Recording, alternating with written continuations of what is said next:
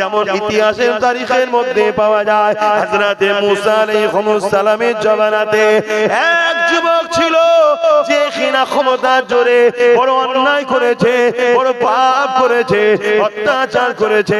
এমন কিনা দেখা যায় প্রতিদিন একটা একটা করে নারীকে তার বিছানাতে সে নিয়ে আসতো। এরকম অসভ্যতা কাজও করেছে। প্রতিদিনের না একদিন সে বাজারে গেছে, বাজার থেকে এক গরিব ঘরের কন্যাকে নারীকে খরিদ করে নিয়ে এসেছে। তৎকালীন সময়ে 60 দিরহাম টাকা দিয়ে খরিদ করে নিয়ে এসেছে।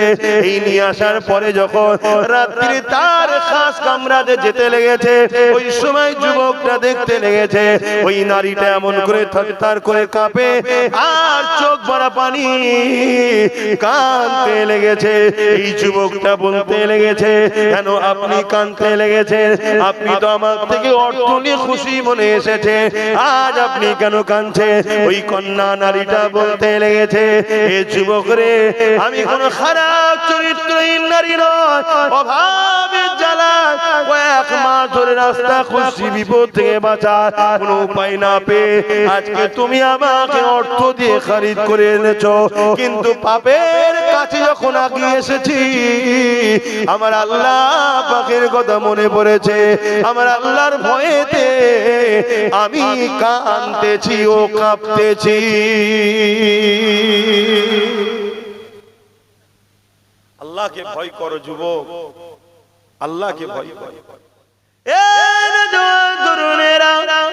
এই যুবকটা যখন ওই মেয়েটার মুখ থেকে, ওই বান্দির মুখ থেকে যখন এই খবরটা শুনলো, আল্লাহর ভয়ে সে কাঁপতেছে, আল্লাহর ভয়ে সে কাঁদতেছে। এই যুবকটার মধ্যে একটা অনুশোচনা তৈরি হলো, আরে আমি এত ধনী, আল্লাহ আমাকে এত অর্থ দিয়েছে, এত কিছু দিয়েছে, এরপরও আমার উচিত আল্লাহকে বেশি ভালোবাসা, এরপরও উচিত আল্লাহর মহব্বত বেশি করা, তা না করে আমি আল্লাহ নাফরমানি করে বেড়াই।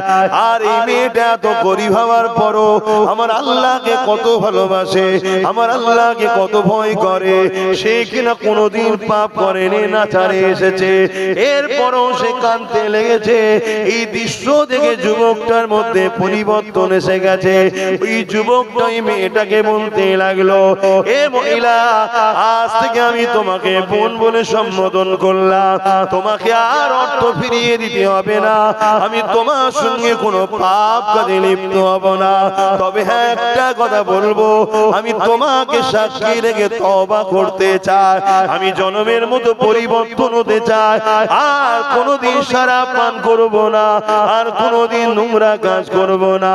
এ আল্লাহর বান্দি রে, তুমি আমার জন্য সাক্ষী থেকে যাও। ওই মেয়েটার সামনে সাক্ষী রেখে ওই যুবকটা তওবা করে নিল। আল্লাহর বান্দিটা চলে গেল।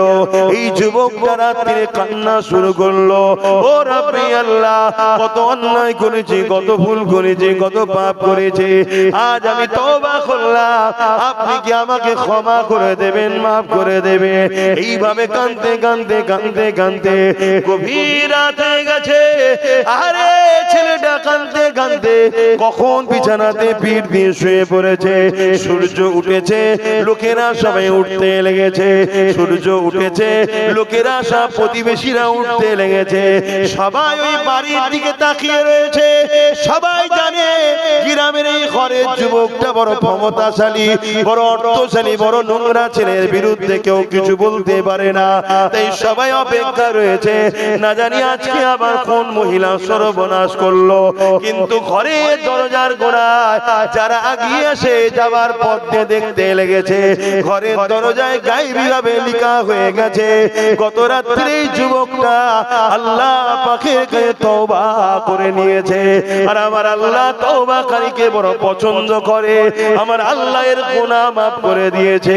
এর জানাজা যারাই মরবে আমার আল্লাহ পাক তাদেরও গুনাহ মাফ করে দেবে। অর্থাৎ ওই যে কাঁদতে কাঁদতে ঘুমিয়েছে, ওই ঘুমটা ঘুম আর ছিল না, ওই ঘুমটা যুবকের জন্য মওত হলো। ওই যুবকটা কত সৌভাগ্যবান, মরণের আগে তওবা করে নিল, আল্লাহ তাকে মাফ করে দিল। আমি কখন মরবো আমি জানি, বলো, আপনারা জানেন আপনি কখন মরবেন কেউ জানে? কালকের অপেক্ষা নয়, আজকেই তওবা করুন। আসর থেকে নামাজ আর কাজা নয়, আজকেই তওবা করুন যে আর কখনো খারাপ রাস্তায় নয়। যদিও হয়ে যায় সঙ্গে সঙ্গে আবার তওবা করুন। শুনছেন তো? আবার যদি তওবা করার পরে আবার হয়ে যায় আবার তওবা করুন। কিন্তু তওবার সময় নিয়তটা যেন পাকা থাকে, কেন আল্লাহ অন্তরের খবর জানে। শুনছো তো ভাইরা? আল্লাহ অন্তরের খবর জানে। রাসূল পাক সাল্লাল্লাহু আলাইহি ওয়াসাল্লামকে সাহাবারা জিজ্ঞেস করছেন, হুজুর যদি তওবা করে আবার যদি পাপ করে আবার যদি তওবা করে কতবার? আল্লাহ নবী বললেন, যতবার তওবা করবে বান্দা আল্লাহ পাক ততবার ক্ষমা করবে। জোরে বলুন সুবহানাল্লাহ। কত দয়ালু আল্লাহ! সেই আল্লাহ ছেড়ে দিয়ে যুবক আমরা দূরে আছি। তবে বাপেদের মায়েদের যুবকদের বলে দিয়ে যায়, দুনিয়াতে আল্লাহ পাক ছাড় দিয়েছে ছেড়ে কিন্তু দেয়নি। একটা দিন আল্লাহ পাক তোমাকে আমাকে উঠাবে, ওই দিনটা হবে ময়দানে মাশর। যে দিনে আল্লাহ পাক জিবরাইল আলাইহিস সালামকে বলবে, এ জিবরাইল আমার জাহান্নামকে নিয়ে এসে আমার আরশের পাশে বেঁধে দাও। হযরত জিবরাইল আলাইহিস সালাম চলে যাবে, জাহান্নামকে নিয়ে এসে আরশের পাশে বেঁধে দেবে। ৭০,০০০ জিনজিল দিয়ে আল্লাহ পাকের জাহান্নামকে বাঁধা হবে। এক একটা জিনজিলে ৭০,০০০ করে ফেরেশতা ধরে রাখবে, তথাপিও জাহান্নামকে ধরে রাখতে পারবে না। জাহান্নাম লম্বা লম্বা জিহ্বা বার করে গুনাহগার উম্মতিদেরকে ধরতে যাবে।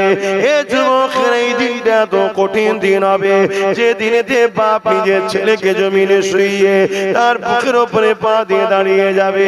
যে দিনেতে ছেলে তার বাপকে জমিনে শুইয়ে তার বুকের উপরে পা দিয়ে দাঁড়িয়ে যাবে। যে দিনেতে মা মেয়ের বুকের উপরে পা দিয়ে দাঁড়িয়ে যাবে। মেয়ে নিজের জনম দুঃখিনী মাকে জমিনে শুইয়ে দিয়ে তার বুকের উপরে পা দিয়ে দাঁড়িয়ে যাবে।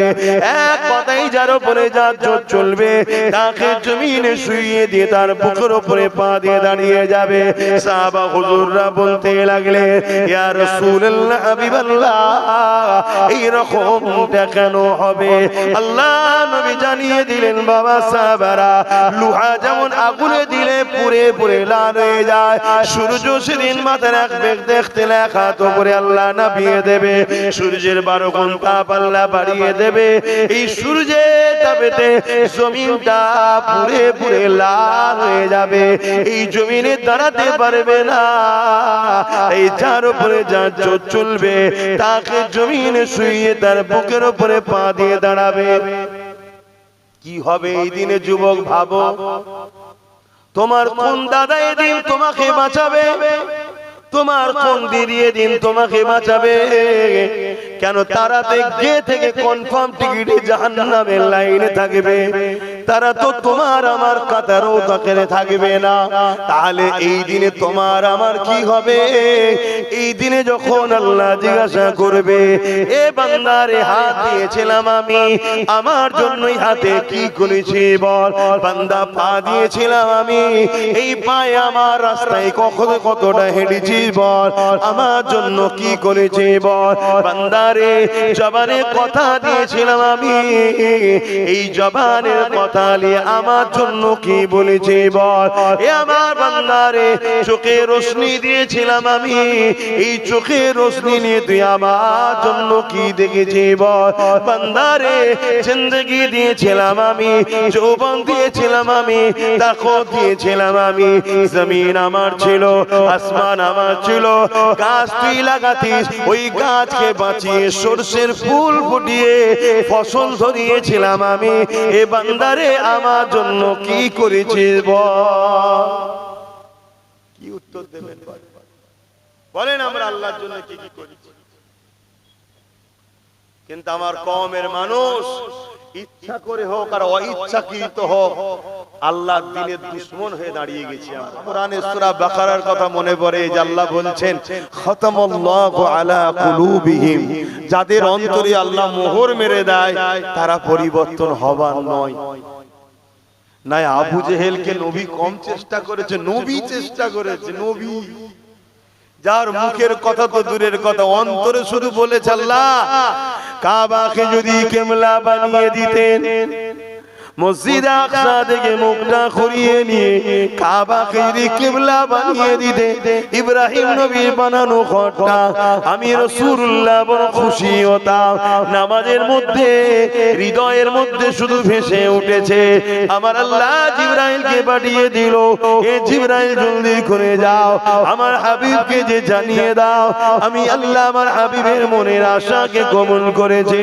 দূরে কাত নামাজ পড়া হয়ে গেছে, এখনো দূরে কাত বাকি আছে, বাকি দূরে কাত আমার হাবিব যেদিকে খুশি আমি আল্লাহ বা সেদিকে খুশি। কাবার দিকে মুখ করে কিয়ামত পর্যন্ত এটাই কিবলা হয়ে গেল। যে রাসূলুল্লাহ মুখ দিয়ে বলেন অন্তরের মধ্যে উদিত হয়েছে, আল্লাহ সঙ্গে সঙ্গে নামাজের মধ্যে যে না 4 রাকাত হয়ে যায় পরে রক্ত থেকে হবে খনি, না না না বন্ধু, তুমি যখন চেয়েছো এখনি কিবলা বানিয়ে দিলা। সেই রাসূলুল্লাহ আবু জেহেলকে কত বুঝিয়েছে, কত পরিবর্তনের জন্য চেষ্টা করেছে, কিন্তু আল্লাহ জানিয়ে দিয়েছে হাবিব যার অন্তরে আমি মোহর মেরে দিয়েছি সে কখনো পরিবর্তন হতে পারবে না। এ যুবক পরিবর্তন হও গো, তওবা করো, চেষ্টা করো, আল্লাহর কাছে সিজদায় পড়ে কাঁদো, ও রাব্বি আল্লাহ কেন আমি গান শুনতে চলে যাই, কেন আমি ফাংশনে চলে যাই, কেন আমি নামাজ থেকে দূরে থাকি, কেন আমি গান শুনি ভুল রাস্তায় যাই, ও রাব্বি আল্লাহ কেন আমি জালিমদের সঙ্গে দল করে ফেলেছি, এখনো কেন মন যাচ্ছে তাদের সঙ্গে যাবার, এখনো কেন মন যাচ্ছে হারাম অর্থের দিকে। এইভাবে আল্লাহর কাছে পানা চাও, সাহায্য চাও, কেননা আজ যদি তুমি সাহায্য না চাও, পানা যদি না চাও, মনে রেখে দিও ভাইদান ময়দানে মাশরটা বড় ভয়ানক হবে, যেদিনে তোমার পাশে কেউ দাঁড়াবার থাকবে না, ওই দিনে তোমার ফের কথা বলারও কেউ থাকবে না, ওই দিনে কারো কোনো জোর চলবে না। আমার আল্লাহ শুধু বলে দেবে যাও তোমাকে আমি জান্নাতি করে দিলাম, রুকারও কেউ থাকবে না। আর যাকে বলবে যাও তোমাকে জাহান্নামী করে দিলাম, ওই জায়গাতে কোনো রকম আর গুঞ্জাইশ চলবে না। পা দুটো আসমানে দিয়ে করে জমিনে দিকে পা করে দিয়ে মাথা করে দিয়ে কৃষ্ণে কৃষ্ণে জাহান্নামে নিয়ে যাওয়া হবে। এ যুবক আল্লাহকে ভয় করো। আল্লাহ রাসূল বললেন আখিরি জামানায় একটা দিন আসবে আমার উম্মতরা প্রচুর মার খাবে। শুনছো তো আমার জীবন, এই ভাইয়েরা শুনছো তো নাকি? আল্লাহ নবী বললেন একটা সময় আসবে আখিরি জামানায় আমার উম্মতরা প্রচুর মার খাবে। এমনকি রাসূল বলেছেন ক্ষুধার্ত পশুরা যেভাবে খাদ্যের উপরে খাদ্যের উপরে ঝাঁপিয়ে পড়ে, আমার উম্মতের উপরে একদল মানবরূপী পশুরা ঝাঁপিয়ে পড়বে। আজকে বিভিন্ন জায়গায় মব লিঞ্চিং করে আমাদেরকে হত্যা করা হচ্ছে না? কথা বলেন হচ্ছে না? হয়নি? কন্টিনিউ হচ্ছে, রোজ হচ্ছে। আরে মিডিয়ায় তো খুব কম আছে, এর থেকে আরো হাজারো গুণ হচ্ছে। যে কোন আমরা মিডিয়ায় দেখছি এটা তো খুব কম, এর থেকে আরো হাজারো গুণ মেরে মেরে মেরে ফেলে সব মেরে ফেলছে। আর যারা মারছে তাদের পিছনে শাসকদের হাত আছে। শাসক বলছে চিন্তা করিস না, খুব যদি বড় আন্দোলন হয় তোকে ধরে কোন রকম নিয়ে আসবো, শুধু আন্দোলনটাকে ট্যাকেল করার জন্য হালকা ধারা দেবো, টুক করে বেরিয়ে চলে যাবে, আবার কি মারবি। শুনছেন তো নাকি? কিছুদিন আগে দেখলেন না আমারই বাংলাতে ওই কে যেন প্যাটিস নাকি বিক্রি করতে গিয়ে মার খেলো? দেখেছেন তো নাকি? তবে মার খাওয়ার কপালও করেছি আমরা, কি করা যাবে। তো মার খেলো, খাবার পরে একটা চারিদিকে ঝড় উঠেছে, নিন্দার ঝড়, নিন্দার ঝড়। মমতা দেখছে রে মোল্লা দত দিদি না কেস দিই না ধুরি, তাহলে তোমার ভোটটা চলে যাবে। আবার ওপরে ফোন করলো, হ্যালো একটু দেখাবার মতো করে ধরতে হবে, বুঝলেন? না হয় মুসলমান জেগে গেলে আবার আমার পাশ থেকে চলে গেলে, নওশাদের দিকে তো এমনি মুসলমান হু করে যাচ্ছে, তাহলে রুকে রাখতে পারবো না। এদের কি রুকে না রাখি ওরা যদি এক জায়গায় হয়ে যায় না, তোমাদের সাইজ করে ফেলবে। কথা বুঝে আসছে? একটু ধরতে হয়, তাহলে তাড়াতাড়ি ধরে ফেললো, ধরতে দেরি বেরোতে দেরি হয়। কি ভুল বলছি? আবার জেল থেকে বেরিয়ে গেল না? আর যখনই জেল থেকে বেরিয়ে গেল, প্যাটিসওয়ালা ভাবছে এবার আমাকে মেরে ফেলবে, জানে খুন করে দেবে একদম। ওই জন্য ও বেচারিও তাড়াতাড়ি তবলা তবলি করছে, নিজের দেশের ঘরে পালিয়ে গেছে। কি বুঝছেন? আমার আওয়াজ বুঝতে পারছেন না নাকি? আমি ওই সকল মৌলী সাহেবদের মতো নয় যারা ইসলাম মানে শুধু দাড়ি টুপি নামাজ রোজা মসজিদ মাদ্রাসা বোঝে। আমি ওই দলের লোক নয়। আমি নামাজ রোজা দাড়ি টুপি মসজিদ মাদ্রাসাও যেমন ইসলাম, তেমন অন্যায়কে মিটাবার নামও ইসলাম। আমি এই হুজুরদের দলে। কথা বুঝে আসছে নাকি? আমার নবীর মিশনটা কি ছিল? আমার নবী জালিমের বিরুদ্ধে লড়াই করে আল্লাহর জমিনে আল্লাহর সৃষ্টি মখলুক বান্দাদেরকে আজাদ করেছে। জোরে বলুন সুবহানাল্লাহ। আবার নবী নামাজও পড়েছে, সাহাবারাও পড়েছে, আমাদেরও পড়তে বলেছে। কথা কিছু বুঝে আসছে? মানে নামাজ পড়তে হবে, ওটা ব্যক্তি জীবনের কল্যাণের জন্য, আর সামাজিক কল্যাণের জন্য দুর্নীতিকে বন্ধ করতে হবে, জুলুমকে বন্ধ করতে হবে, খুনকে বন্ধ করতে হবে, রেপকে বন্ধ করতে হবে, নেশাকে বন্ধ করতে হবে। এটা কি ইসলাম নয়? কথা বলে। তো এইগুলো বন্ধ করতে গেলে ভালো ভালো রাজনীতির নেতাও দরকার আছে না? নাই? এই কথা বলছে না। এখন আপনার মসজিদের ইমাম যদি বলে সামনে পঞ্চায়েতে এই বুথ থেকে আমি দাঁড়াবো, ওই গ্রামেই যারা নামাজ পড়তো তারা ইমামের বিরুদ্ধে প্রথম দাঁড়াবে, ঠিক তো নাকি? ইমাম সাহেব এই কাজ করলো কেন? ও ইমামকে আর রাখা যাবে না। এই নামাজি গুলোকে দেখে আমার মাঝে মাঝে ভয় হয়, যদি উমর ফারুক যদি আজকে এসে বলতো আমি অর্ধেক পৃথিবী চালাই আবার নামাজ পড়বো, এই মুসল্লি গুলো উমর ফারুকের বিরুদ্ধেও লেগে যেত, ওর পিছনে নামাজ হবে না কেন? ও নেতা। কথা বুঝছেন তো নাকি? আমার কথা ভুল হয়ে গেল নাকি? তোমার গ্রামে বলো, প্রত্যেকটা গ্রামে সব থেকে স্বচ্ছ ভালো লোক কে? আমাদের মাঝে ইমাম। তো সেই ইমাম হয় কি করে? তারপরে নামাজ হবে না তো? ইমাম তো সে যে ওই গ্রামের মধ্যে সবথেকে ভিআইপি, তাই তো সেই ইমামতি করছে। তার পিছনে তবে দেখতে হবে। মসজিদে দাঁড়িয়ে আছে 50 জন, ওই 50 জনের মধ্যে থেকে যদি কেউ থাকে ইমামের থেকেও ভিআইপি, তাকে ইমামতি করতে হবে। শুনছেন তো নাকি? তাহলে সেই জায়গায় ইমামকে যখন আমি এত সৎ মনে করি, এত স্বচ্ছ মনে করি, এত ভালো মনে করি, তাহলে সেই ইমাম যদি বলে যে হারা আমি একটু দাঁড়াই না, তাহলে বিরোধী হয় কেন?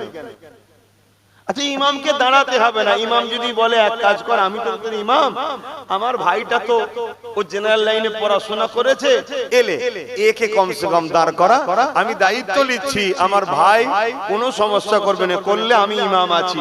ইমামের কথা বিশ্বাস করবে? তাহলে মুসলমান নিজের কওমে ধর্ম গুরুকেই বিশ্বাস করে না, এ জাতিকে লুটবে না তো কাদের লুটবে? আজ আমি আব্বাস সিদ্দিকী জলসা করি, ধর্ম প্রচার করি, আমি নাই কোনো জায়গায় দাঁড়াইনি। দেখুন, আমি আমার ভাইটাকে দিয়েছি, তুই দাঁড়া। আর আমি লোককে বলেছি যে আমার ভাইয়ের সাথ দাও, আমি জিম্মেদার হচ্ছে আমার ভাইয়ের সাথ দাও। আমার কথা শুনে অনেক জায়গার মানুষ দিয়েছে, বিশেষ করে ধন্যবাদ জানাই ভাঙরের মানুষকে, তারা জিতিয়েছে আমার ভাইকে। কি আমার ভাই কাজ করছে না? করে। পুরো বাংলায় সব জায়গায় লড়াই করছে না? করে। হ্যাঁ কি না বলবে তো? না হয় সেটা বলো যে না করেন। আজকে একদিকে দিদি ওয়াকাবের বিরুদ্ধে, মুদি ওয়াকাবের বিরুদ্ধে, আর নওশাদ কি সুপ্রিম কোর্টে কেস চালাচ্ছে। এখনো যে কটা মসজিদ মাদ্রাসা কবরস্থানের উপর আঘাত হয়নি, এর কেস চালানো তো এখন রুকে আছে। এগুলো খোঁজ রাখেন আপনারা? আপনারা তো তা রাখবেন না কেন? 200 টাকা তো দেয়নি, মুরগির বিরিয়ানি দেয়নি, খোঁজ নেই। যাক, একটা জিনিস বুঝাতে গিয়ে বললাম, ভাবুন কি আবার বলাটা হারাম হয়ে গেল যে এইটা কি হলো? সর্বনাশ সর্বনাশ সর্বনাশ। তওবা তওবা তওবা। জলসার মাহফিলে, ধর্মীয় মাহফিলে এ কি হলো? এটা মনে হচ্ছে নাকি?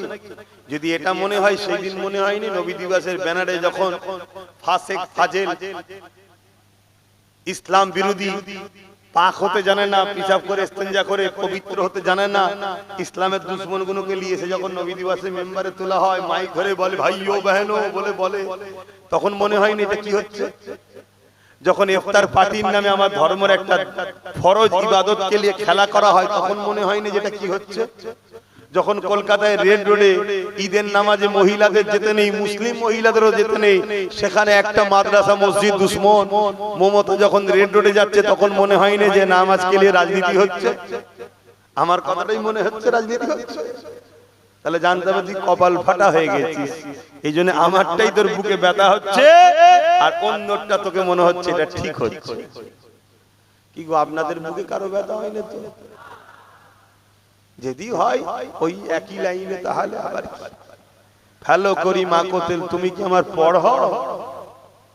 আমার ডাইরেক্ট কথা দিনের জন্য বলে যাব, যার ভাল লাগবে নেবে, না ভাল লাগবে না লাগবে, আমি কি করতে পারি।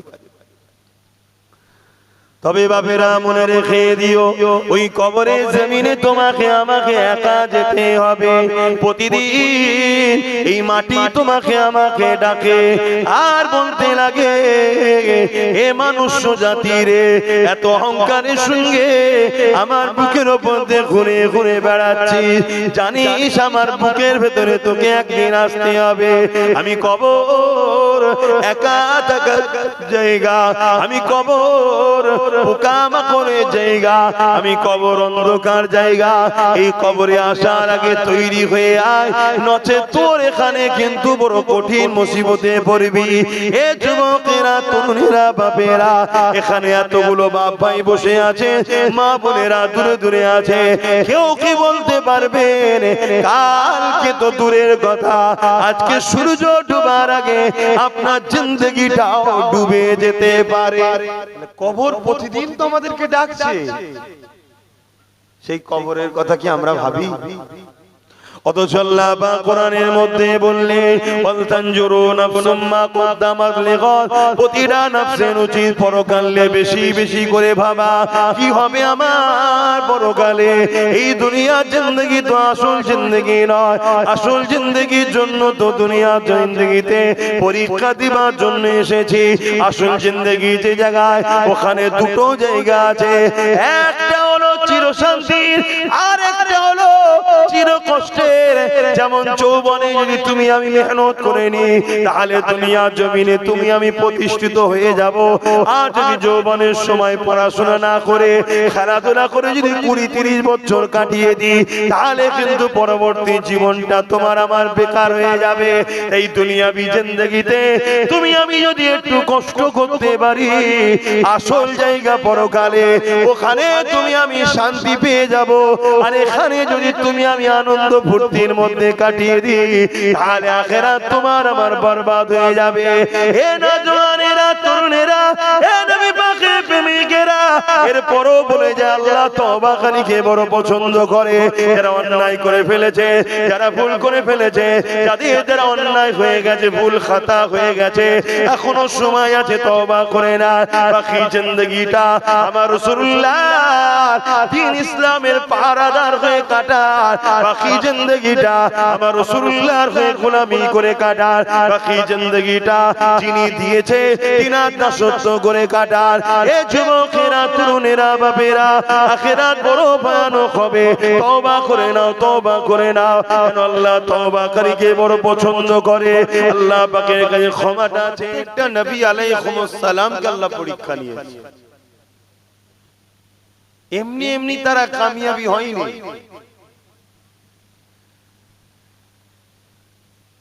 সাহাবা হুজুরদেরকেও পরীক্ষা নিয়েছে। জিনাকে না বানালে কিছুই বানাতেন না, জিনাকে না বানালে হযরত আব্দুল্লাহ হুজুরকেও বানাতেন না। মায়ের পেটে থাকাকালীন বাপ আব্দুল্লাহ হুজুরকে ডেকে নিল। দুনিয়ায় এসে কোনোদিন বাপের মহব্বত পেল না। কি কঠিন পরীক্ষা আমার রাসূলকে আল্লাহ নিয়েছে। কিছুদিন যেতে না যেতে আম্মা আমিনাকেও ডেকে নিলেন। কত বড় বড় দুশমনের মোকাবেলায় আমার রাসূলুল্লাহর কখনো দান্দা মোবারক শহীদ হয়েছে, কখনো রক্তাক্ত হয়ে তায়েফে অজ্ঞানে পড়েছে। কখনো পাহাড়ে চলে গেছে, কখনো আবার মদিনা ইয়াসরিব মক্কা ছেড়ে মাতৃভূমি ছেড়ে হিজরত করতে হয়েছে। দুনিয়াকে আল্লাহ দেখাচ্ছে যে আমার বন্ধু তোমাদের জন্য মডেল, আমার বন্ধু আমার ভালোবাসায় কি স্যাক্রিফাইস করছে দেখো, কত ত্যাগ স্বীকার করছে দেখো। আর তুমি কে তাহলে? তুমি কি ভাবছো আমি এমনি এমনি জান্নাত চলে যাব? যার জন্য জান্নাত বানালাম, যার জন্য কায়নাত বানালাম, সে আমার প্রেমে কি কুরবানি দিচ্ছে দেখো। আর তুমি আব্বাস সিদ্দিকী দাদা হুজুরের আওলাদ হয়ে নবীর খানদান হয়ে মনে করেছে এমনি এমনি জান্নাত চলে যাবে? তুমি 5 ওয়াক্ত নামাজ পড়ে একটু মুখে দাড়ি মাথায় টুপি দিয়ে একটু তাসবিহ তাহলিল পড়ে মনে করছো আমি জান্নাত চলে যাব? তাহলে ইমামে হোসাইন কারবালায় কি করতে গিয়েছিল? নামাজ পড়তো না, তাসবিহ ছিল না, হজ ছিল না। আমার আল্লাহ বলছেন আমি যাকে যত ভালোবাসি তাকে তত কঠিন পরীক্ষা নিই। সাহাবা হুজুররা কখনো কখনো কাঁদতেন নবীর দরবারে, হুজুর আমাদের বড় ভয় লাগছে, আল্লাহ কি আমাদের উপরে নারাজ হয়ে গেলেন? আল্লাহ কি আমাদের উপরে বেজার হয়ে গেলেন? আল্লাহ নবী বলতেন কেন? হুজুর অনেক দিন হয়ে গেল কোনো বিপদ আসেনি আমাদের উপরে। ভাবছেন আমি কি বলছি? কোনো মুসিবত আসেনি, কোনো পরীক্ষা আসেনি, বড় আরামে আছি হুজুর। আমাদের বড় ভয় হচ্ছে আল্লাহ কি নারাজ হয়ে গেল? আর আমরা সবাই চাই একটু আরামের জন্য। আর সাহাবা হুজুররা কদিন যদি একটু আরাম পায় অমনি রাসূলুল্লাহর কাছে গিয়ে কাঁদে আর বলে হুজুর আমরা কি ভুল করলাম, আল্লাহ কি নারাজ হয়ে গেলেন, আমাদেরকে কি অপছন্দ করে নিলেন? হাই রে জিন্দেগি, এটা তো পরীক্ষার জায়গা, এটা তো পরীক্ষার সেন্টার দুনিয়া। এখানে আপনি যদি ভালো ভাবে পরীক্ষা দিতে পারেন রেজাল্ট আউট হবে। সুম্মা নুফিকা উখরা ফাইযাহুম কিয়ামুন ইয়ানজিরুন, ময়দানে মাশর যেদিন সবাইকে উঠানো হবে সেই দিন রেজাল্ট আউট হবে।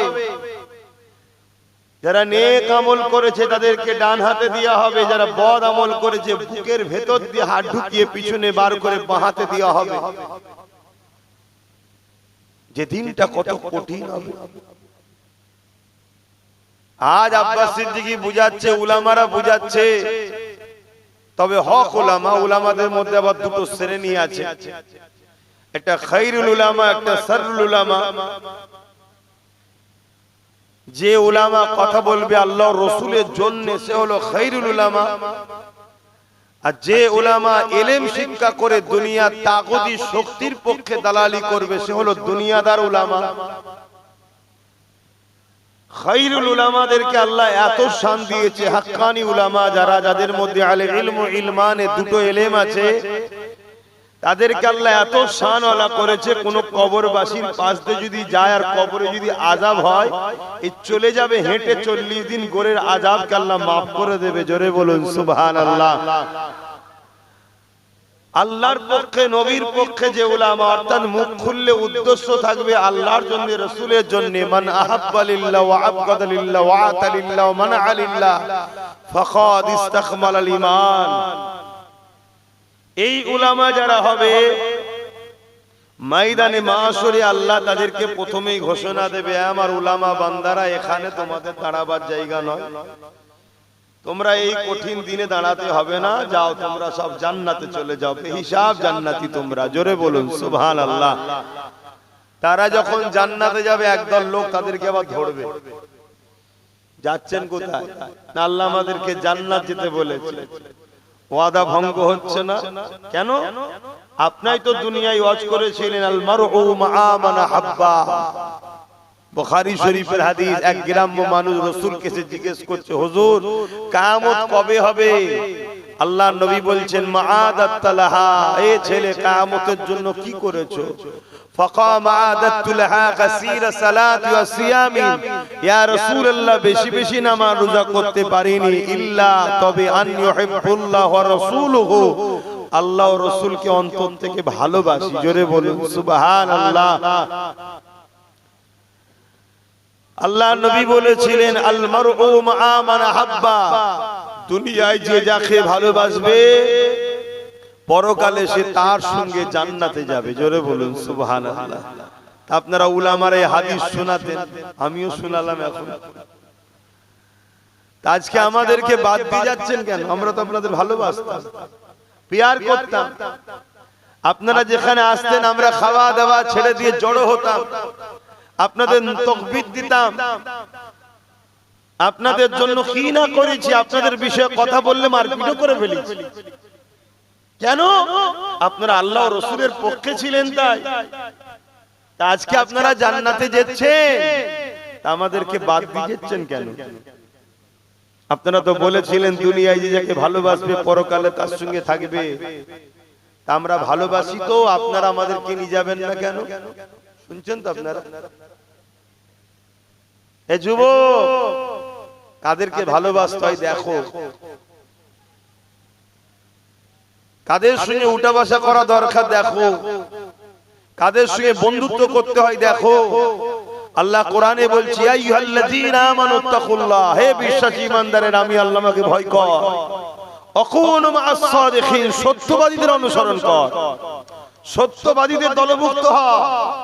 এই সত্যবাদী কারা? আল্লাহ নিজে বলছেন ইহদিনাস সিরাতাল মুস্তাকিম। মুস্তাকিম যারা, মুস্তাকিম কারা? মিনান নবীন। মুস্তাকিম কারা? সিরাতাল্লাযীনা আন'আমতা আলাইহিম, যাদের উপরে আল্লাহ ইনাম দিয়েছে তাদের হলো মুস্তাকিম। তাদের রাস্তাটা হলো সরল সঠিক মুস্তাকিমের রাস্তা। কাদের উপরে আল্লাহ ইনাম দিয়েছে? আল্লাহ নিজেই বলছে মিনান নবীন ওয়াস সিদ্দিকিন ওয়াস শুহাদা ওয়াস সালিহিন। এই চার শ্রেণী হলো আমার পেয়ারা বন্ধু, এরাই হলো সঠিক রাস্তার লোক। এদের সঙ্গে বন্ধুত্ব করো, এদের সঙ্গে দল করো, এদের সঙ্গে উঠা বসা করো, এদের সঙ্গে আত্মীয়তা করো, এদের সঙ্গে সম্পর্ক রাখো, কেন এদের সাথেই তোমরা জান্নাতে যাবে। জোরে বলুন সুবহানাল্লাহ। আর আমার যুবকরা, কাদের সঙ্গে দল করো, কাদের সঙ্গে বন্ধুত্ব করো, কাদের সঙ্গে উঠা বসা করো। আজকে তো আমরা ডাকলেও তোমরা অনেকে আসতে চাও না। যারা এসেছো আলহামদুলিল্লাহ, বিশ্বাসে মিলাই বস্তু তর্কে বহুদূর। হতে পারে আজকের এই মজলিস যদি জান্নাতে যায় আমরা পার হয়ে যাব, তর্ক করতে যাচ্ছি না। যদি যাই, যদি যাই কামিয়াবি আছে না নাই, কিন্তু জাহান্নামে যাবে এটা তো বলতে পারবে না কেউ। কোরআনের মাহফিল কি জাহান্নামে যায়? কিন্তু যদি আজকে কবুল হয়ে যায়, বলো বলো বলো, এগুলো ভাবতে হয়। সারা জীবন আড্ডা দিলাম মেলাতে, ফাংশনে, যাত্রায়, গানেতে, জুয়াতে, ফাঁসে, ফাজেল, বেহুদা, বেনামাজি, গাঁজাখোর, মাতাল, চরিত্রহীন, জালিম, বদমাই, লুটেরাদের পিছনে তো সারা জীবনটাই কেটিয়ে দিলাম। আর পরকালে আশা করছি আল্লাহর ওলির সঙ্গে জান্নাতি হবে। এটা কি হাস্যকর নয়? তো ভাইরা আমার দেখুন না, কাতার দিচ্ছে এবারে এই দিকে, আমার দুটো বাপ ওখানে বসে আছে, কাতার এবারে এই দিকে যাবে। আচ্ছা বলুন, আমার কি আর খদ্দের লাগবে মনে হচ্ছে? তাও আমি লোকটা খুব খারাপ, লোকের পিছনে লা লাগলে আব্বাস সিদ্দিকীর মনে ভাত হজম হয় না। কি সমস্যা দেখুন। ওই কটা বাইরে বেরিয়ে আছে, বাইরে বসে আছে কিছু কটা। এটা চক্ষু লজ্জাও লাগে যে আমাদের ভাই আমাদেরকে ডাকছে, এসি আর নাই পালিয়ে যায়। আমি শুনেছি এক কান কাটা হলে নাকি বাজারে এক সাইড দিয়ে যায়, আর দু কান কাটা হলে বাজারের ভেতর দিয়ে যায়। কান কাটা দেখে এখনো বসে আছে। তোমাদের কি খবর? ধান তুলবে নাকি? কি গো, আমার কথা খারাপ লাগছে? হায় হায়, ভালো দুনিয়া নেই এখন, ভালোর ভাত নেই। কেড়ে নেবে, মেরে নেবে, বন্দুক দেখাবে, বোম দেখাবে, তারাই এখন নেতা। বড় বড় সব ডক্টর, বড় বড় এমবিবিএস, বড় বড় শিক্ষিত লোক দাঁড়ালে ভোট পাচ্ছে না। চোর ডাকাত, খুনি, বদমাই, লুটেরা, চরিত্রহীন, ডাকাত, ফেরেববাজ, বাটপাত, তারাই সব জিতে যাচ্ছে। কি দুনিয়া এলো। এটা মৌলানা হাফেজ সাহেব মৌলী সাহেবকে দাঁড় করিয়ে দাও, কি ফতোয়া চলবে বাপরে বাপ। আর 3-4টে মার্ডার কেসের আসামি, কোনো ফতোয়া নেই। কি সমাজে ঘটছে না ঘটেনি? তো যা খাবিজি কথা বলছিলাম, কিয়ামতের দিন আল্লাহ ওই আলেম বান্দারা আল্লাহ পাকের কাছে আবার আসবে। আল্লাহ পাক একদল লোক দুনিয়ায় আমাদেরকে পিয়ার করত, তারা আজকে ময়দানে মাহশরে দাঁড়িয়ে আছে। তারা আমাদের কাছে বলছে যে আমরা তাদেরকে যেন সাথে করে জান্নাতে নিয়ে যাই। কিন্তু রাসূল বলেছিলেন যে যাকে ভালোবাসবে তার সঙ্গে জান্নাতে যাবে। আজ আমরা শুনিয়েছিলাম, এই হাদিস শুনিয়েছি আমরা। আল্লাহ নবী আল্লাহ পাক বলবেন আমার বান্দা তো সত্য বলছে। এই ফেরেশতা যাও এই উলামা বান্দাদের সঙ্গে তাদের সাথীদেরকে মাননেওয়ালা ভালোবাসা দিগকে জান্নাতি করে দাও। জোরে বলুন সুবহানাল্লাহ। ওই ছেলেটা ওকে হাত ধরে টানছে, বলছে আয় জান্নাতে আয়, আয় জান্নাতে আয়। ও বলছে আমি জান্নাতে যাব না, কপাল ফাটা জাহান্নামে যেতে হলে। কি কপাল ফাটা জাহান্নামে যেতে হলে যাবিনি যখন কি করবি? বাবেরা আসি খুশিতে বলছি ঠিকই। ও বাবারে, সব বেঁধে বুঝে জলসা হয়, আর এগুলো গায়ে না দিলেও আবার ঠান্ডা লেগে যাচ্ছে। কিয়ামত তো কঠিন হবে। মাথার এক বেগ দেখতেলে এক হাত উপরে আল্লাহ সূর্য নামিয়ে দেবে। মানুষ তার মাথার খিনুগুলো গলে গলে নাক দিয়ে ঝরে ঝরে পড়বে। গল্প বলছিনি আমার ভাই, আমার আব্বা, আমার মায়েরা, মন দিয়ে শোনেন, গল্প বলছি না। কিয়ামত এত কঠিন হবে যেদিনে বাপ ছেলেকে চিনবে না, ছেলে বাপকে চিনবে না, মা মেয়েকে চিনবে না, মেয়ে মাকে চিনবে না, অর্থাৎ চিনেও তার সাথ দেবে না। এই কিয়ামত যেদিন কিন্তু উলামাদেরকে যারা দুনিয়ায় ভালোবেসেছে, হাক্কানি উলামা যারা দ্বীনের জন্য লড়াই করেছে, আল্লাহ তাওহীদের জন্য, আল্লাহ নবীর রিসালাতের জন্য, ইনসাফের জন্য, মানবতার জন্য, আল্লাহর সৃষ্টির জন্য যে উলামারা লড়াই করছে, এই উলামাদের যারা সাথ দেবে কিয়ামতের দিন তারা তাদের সাথে জান্নাতে যাবে। জোরে বলুন সুবহানাল্লাহ। খুব ভালো করে বোঝে। আমার রাসূল বলছে তোমরা যদি আল্লাহর দয়া পেতে চাও তাহলে আল্লাহর সৃষ্টির উপরে দয়া করো। তোমরা যদি আল্লাহর দয়া পেতে চাও আল্লাহর সৃষ্টির উপরে দয়া করো। এক ইহুদি এসে আমার রাসূলকে জিজ্ঞেস করছে ইসলামের সবথেকে ভালো কাজ কি? আল্লাহ নবী বলছেন খোদার্থকে খানা খাওয়ানো। জোরে বলুন সুবহানাল্লাহ। সেই ধর্ম আমাদের, কিন্তু আজকে সেই ধর্মকে সবাই মিলে মিটাবার জন্য উঠে পড়ে লেগেছে। হাত্তাকে আমার কলিকাতার মতো শহরে প্রকাশ্য মিডিয়ায় বাইট দিচ্ছে যে ইসলাম মুক্ত বাংলা চাই, ইসলাম মুক্ত ভারত চাই, ইসলাম ও মুসলমানকে রাখবো না আমরা এদেশে। বলছে না, বলে না, কিন্তু আমাদের পরিকল্পনা কি? এত বড় কথা বলেছে, এটা সংবিধানের পক্ষে না বিরুদ্ধে? তার কোনো ব্যবস্থা হচ্ছে? তার কোনো মামলা হয়েছে? তাকে কেউ অ্যারেস্ট করছে? তাহলে বুঝতে হবে এদের কথাকে তারা সাপোর্ট করছে যারা ক্ষমতার আসনে বসে আছে। এই জায়গায় আমাদের ভূমিকাটা কি? আমরা না আল্লাহর গায়েবী সাহায্যের আশায় আছি, না নিজেরাও কমসে কম ডিফেন্সের জন্য প্রস্তুত হয়ে আছি। কি যে আমাদের মনের আশা জানি না। আর আমাদের ঘরে এইগুলো জন্ম হয়েছে, আমাদের জন্য এদেরও কপালটা ফাটছে। প্রত্যেকে তার বাচ্চার ভবিষ্যৎ ভাবছে, আমরা আমাদের বাচ্চার ভবিষ্যৎ ভাবি না। যে আমাদের সময় যদি এত ভয়ানক ঘোষণা হতে পারে তাহলে আমাদের বাচ্চাদের সময় কি হবে একবার ভাবছি না।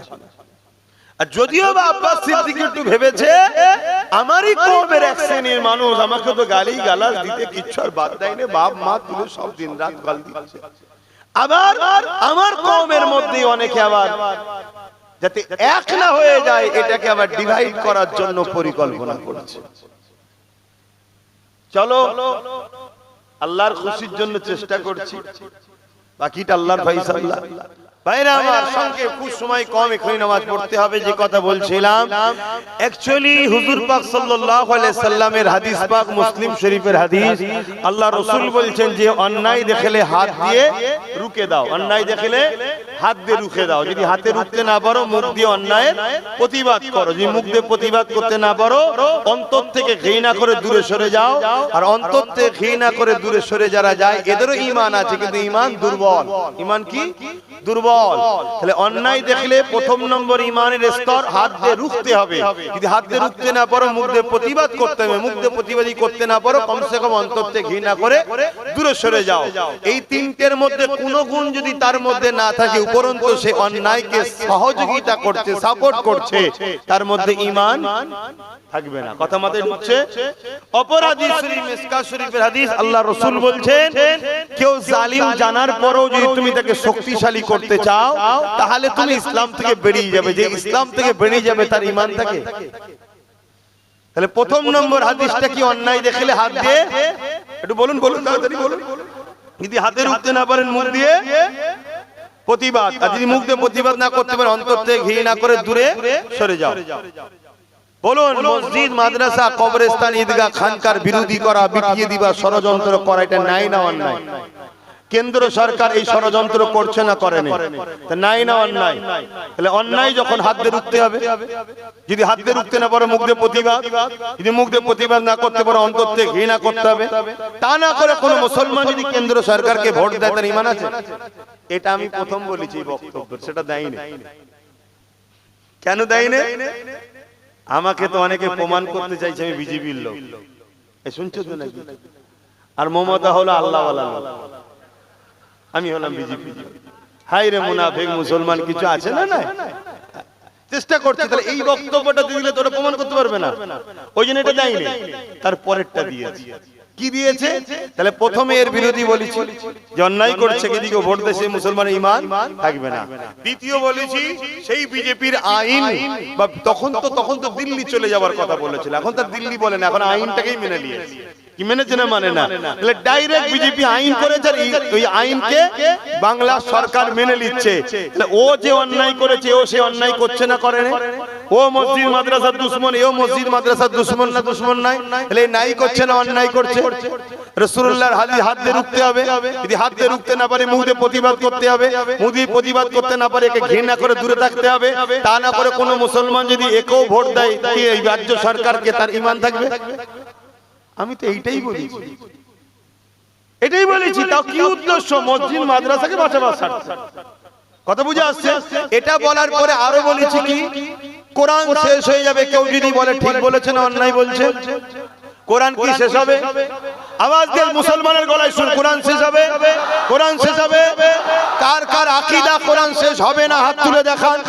কার কার আকীদা কোরআন শেষ হবে না হাত তুলে, লম্বা করে হাত তুলে। কেউ হাত তুলতে বাকি আছে কি? দেখো তো পাশে পাশে না, দেখতে হবে। মুনাফিক আছে না নাই দেখতে হবে। কেউ হাত তুলতে বাকি আছে কি? আশপাশে দেখো। যদি এইতে কেউ হাত না তোলে, সে যদি মুসলমান হয়, তার দুটো জিনিস হয়, গোড়াই গন্ডগোল হয়ে গেছে। কথা বুঝছেন তো নাকি? গোড়াই হাত না বান, গোড়াই গন্ডগোল বোঝেন তো? হ্যাঁ, এই খুব ভালো বোঝে। হয় গোড়াই গন্ডগোল হয়ে গেছে, মানে জমিন আমাদের, চাষ অন্যজন করে দিয়েছে। হাই গোড়াই গন্ডগোল। আর নচেত ও ভালো ঘরের ছেলে, কিন্তু আজকে ইসলাম থেকে বেরিয়ে বেঈমান হয়ে গেছে। কথা বুঝে আসছে না? এই দুটো ছাড়া তৃতীয় কিছু হতে পারে না। কারণ এখানে আমি খেলা করতে বসি। তাহলে ও রাজ্য সরকার বলেছে না বলেনি যে কোরআন শেষ এবং উন্নতি শেষ হবে না? ঠিক বলেছে না অন্যায় বলেছে? তাহলে হাতে রুখতে হবে না? হবে না। মুখ দিয়ে প্রতিবাদ করতে হবে না? হবে না। অন্তত ঘৃণার দরকার আছে না? নাই। তা না করে কোন মুসলমান যদি ভোট দেয়, ঈমান থাকবে? আচ্ছা, প্রসাদ খাওয়া আমাদের জন্য হালাল না হারাম? প্রসাদ খেলে গুনাহ হয় না ঈমান চলে যায়? জোরে বলেন। ঈমান চলে যাবে। কথা বুঝে আসছে? তাহলে সেই প্রসাদকে রাজ্য সরকার আমাদেরকে রেশনের মাধ্যম দিয়ে খাওয়াচ্ছে না খাওয়ায়নি? ঠিক করেছে না অন্যায় করেছে? জোরে বলো। তাহলে এই অন্যায় হাত দিয়ে রুখতে হবে না, হবে না? যদি হাত দিয়ে রুখতে না পারে মুখে প্রতিবাদের দরকার আছে না নাই? তা যদি না হয় অন্তত ঘৃণার দরকার আছে না নাই? তা না করে একে যদি আবার ভোট দেয় ঈমান থাকবে? আমি তো এইগুলো বলেছি, বলার পরে বলেছি যদি তোমরা মনে করো যে না একে রাখা দরকার, তোকে ক্ষমা চাইতে বল, ওকে ক্ষমা চাইতে বল প্রথমে। যদি ক্ষমা চায় যে আমার ওগুলো বলা ভুল হয়ে গেছে, আমায় ক্ষমা করে দাও, তাহলে এই ক্ষমার পানিশমেন্ট হিসাবে আরেকটা কাজ করতে হবে। কি? চেয়ারের 4টে পায়ার মধ্যে একটা পায়া আমাদের হাতে দায়িত্ব দিতে হবে। না হয় শিয়ালের তওবা শুধু বিশ্বাস করলে হবে না। কথা বুঝে আসছে তো?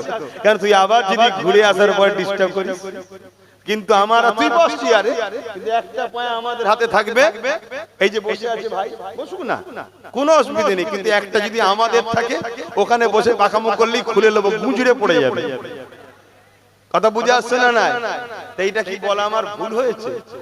না হুজুর বলে বলা যাবে না? তা আমি আমার বাপ মা আমার ভাই বোনেদের বুঝাবো না যেদের সাত বিছনারে ঈমান চলে যাবে? আমি সেটাই করেছি, কিন্তু সেই বক্তব্যটাকে এইটুকু কেটে আবার একজন বুজুর্গের বক্তব্য সেট করেছে। কি? তিনি বলছে দিয়া যাবে, তিনি বলছে দিয়া যাবে না। কাটটা মানবো? যে বুজুর্গের কথা সেট করেছে তিনি তখন বলেছে দিয়া যাবে, তখন ইনার মুখের উপরে মুখোশ ছিল, মুখোশটা ছিল 10,000 মাদ্রাসা করে দেবো, ডবল চাকরি দেবো, ফুরফুরাই রেল দেবো, 10% না কত পার্সেন্ট সংরক্ষণ দেবো। তখন ওই মুখোশটা ছিল, তো হুজুর মুখোশ বুঝতে পারেনি, তাই তখন বলেছিল ভালো কাজ যখন করবে তাহলে দিয়া যাবে, দে, অসুবিধা কি আছে? এখানে যতজন বসে আছে একটা সময় তারাও দিয়েছিল, কি দিয়েছে না দেয়নি? এখন জিজ্ঞেস করো তো দেবে কি? এখন সবাই বলছে জাহান্নামী কবে যাবে, কি বলছে না বলেন? কেন? লোক বুঝে নিয়ে জোরে সর্বনাশ, এটা আরো বড় খব্বিস, এটা আরো বড় খব্বিস। আমার সিল আমার নোরা আমারই ভাঙছে দাঁতের গোড়া, ওরাও আমাদের দুশ্মন, কিন্তু আমার সিল আমার নোরা পাইনি, নিজে সিল নোরা নিয়ে এসে মারছে। আর এতে আমার সিল নিয়েছে, আমারই নোরা নিয়েছে, আমাদেরই মারছে। ঠিক না বে ঠিক গো? আমাদেরই ভোটে জিতে আমরাই লড়াই করেছি, আমাদেরকেই মারছে।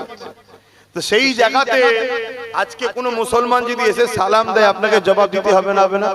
কেন? জবাব দেওয়াটা কি ওয়াজিব? জবাব দেওয়া কি বলবেন তো? ওয়াজিব দিতেই হবে, না হয় ওয়াজিব তরক করা কাবিরা গুনাহ হবে, আর ইচ্ছা করে যদি অস্বীকার করে ঈমান চলে যাবে। শুনছেন তো নাকি? কিন্তু ওই লোকটাই যদি কালকে আবার ইসলাম থেকে বেরিয়ে যে এসে সালাম দেয়, জবাব দিতে হবে? জোরে বলেন।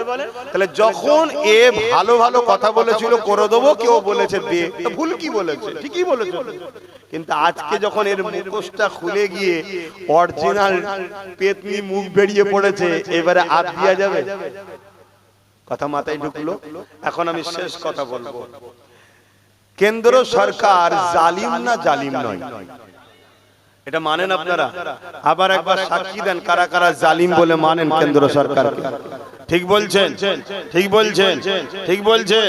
হাত নাবান না, হাত নাবালে হবে না, একবার দেখতে হবে কেন্দ্র সরকারের লোক আমাদের মধ্যে আছে কিনা।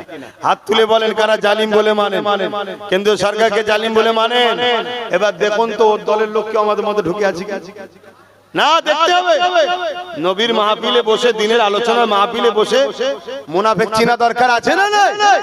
হ্যাঁ, মুনাফিকের সঙ্গে আমরা ঝগড়া করব না, কিন্তু চিনে লবো এই এমন এক গোড়াই গন্ডগোল কি বলা দরকার আছে না? আর না হয় এটা ভাববো এমন ইসলাম থেকে বেরিয়ে গেছে, দুটোর মধ্যে একটা কি জানা দরকার আছে না? হ্যাঁ, তাহলে কেন্দ্র সরকার জালিম, তাই তো নাকি? দ্বিতীয় আর একটা কথা জিজ্ঞেস করছি, আমার রাজ্য সরকারকে আপনাদের কি মনে হয় জালিম না জালিম নয়? কারা কারা জালিম বলে মানেন হাত তোলেন। আমিও মানি জালিম, হাত লম্বা করে তোলেন যারা তুলছেন। কেন বুলডোজার দিয়ে দুর্গাপুরে রাজ্য সরকার মাদ্রাসা ভেঙেছে, জালিম না জালিম নয়? রাজ্য সরকারের বক্তব্য মাদ্রাসার ছেলেদেরকে মিড ডে মিল দেবো না, কুকুরের বাচ্চাকে মিড ডে মিল খাওয়াবো। তাহলে মাদ্রাসার ছেলেরা কুকুরের বাচ্চাদের থেকেও খারাপ। তাহলে এত বড় কথা যে বলে সেই রাজ্য সরকার জালিম না জালিম নয়? এই জালিম বলে যারা মানেন পাশে দেখেন কেউ জালিমের লোক আছে নাকি? হাত তোলেন, এমন কেউ নেই তো? হাত না বান, যদি কেউ হাত না তোলে সেগুলোকে চিনে রাখেন। বাস ওই দুটোর মধ্যে একটা। শুনছেন না শোনেন না? আমার মাদ্রাসার দুশ্মন যদি তো জালিম নয়, তুই মুসলমান কে বললো? তুই তো মুসলিম ধর্মের মধ্যে কলঙ্ক হয়। আমার ধর্মে এসে গেছিস, অন্য কেউ চাষ করে দিয়েছে, আর নাই ছিলিস ভালো ছেলে, কিন্তু আজকে ধর্ম থেকে তুই বেরিয়ে গেছিস। দুটোর মধ্যে একটা, তিনটে কিছু হতে পারে না। এবারে রাসূলুল্লাহ কি বললেন মিসকা শরীফের হাদিস, যে জুলুম করছে দেখো, জানার পরেও তুমি যদি তাকে শক্তিশালী করার জন্য সাপোর্ট করো, তাহলে তার ঈমান। তাহলে কেন্দ্র সরকার জালিম, রাজ্য সরকারও জালিম, এরপরও যদি এদেরকে কেউ ভোট দেয় সেই মুসলমান থাকবে, ইসলাম থেকে বেরিয়ে যাবে। এটা আমার বাপের কথা না, রাসূলুল্লাহর কথা। আজরে বলেন, তা আমি এই কথা কোনো উম্মকে জানাবো না, আমার মা বাপ ভাই বোনেদেরকে জানাবো না? এই জানিয়ে দেওয়াতে কিছু 2 নম্বর মুসলমানদের খুব কষ্ট হচ্ছে।